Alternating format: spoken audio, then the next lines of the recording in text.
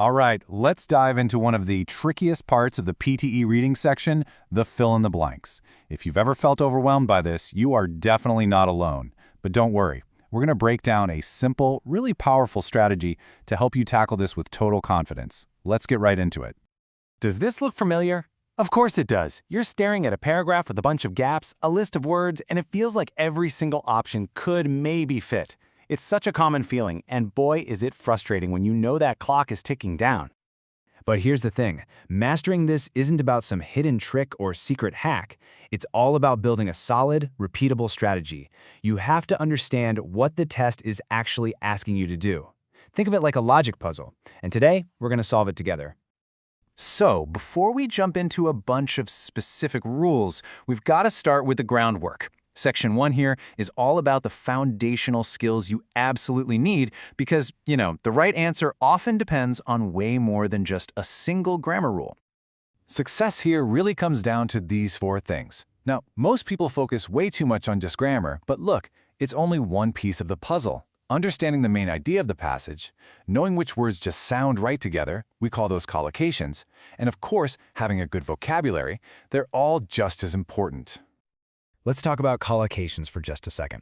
This is simply about words that are natural partners. For example, you take a quick shower, right?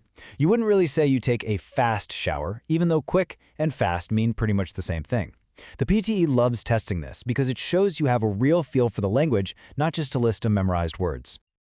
Okay, so with those foundations in place, now we can open up our grammar rulebook. In this section, we'll look at some specific rules that are going to act like a toolkit, helping you systematically get rid of the wrong answers and home in on the right one. You have to pay close attention to the words that come right before a blank. They are powerful signals. See the word to? You're almost always looking for the base form of a verb, like watch. See has, have, or had. That's your cue that the third form is coming up, like completed. And the same goes for words like can or will. They also point to the base form. These aren't just rules, they're clues. Now this next one's a big one. Active versus passive voice. When you see is, am, or are, you gotta stop and ask yourself which one it is. In an active sentence, where the subject is doing the action, you use the ing form. He is playing. Simple. But in a passive sentence, where the action is being done to the subject, you always use the third form of the verb. Cricket is being played. See the difference? Even tiny words like a and an give you huge clues. They always signal a singular noun is needed. You'd say a car, you'd never say a cars. And here's another dead giveaway. If a blank is sitting between an article and a noun, you can be sure you're looking for an adjective, a describing word, like beautiful in a beautiful dress.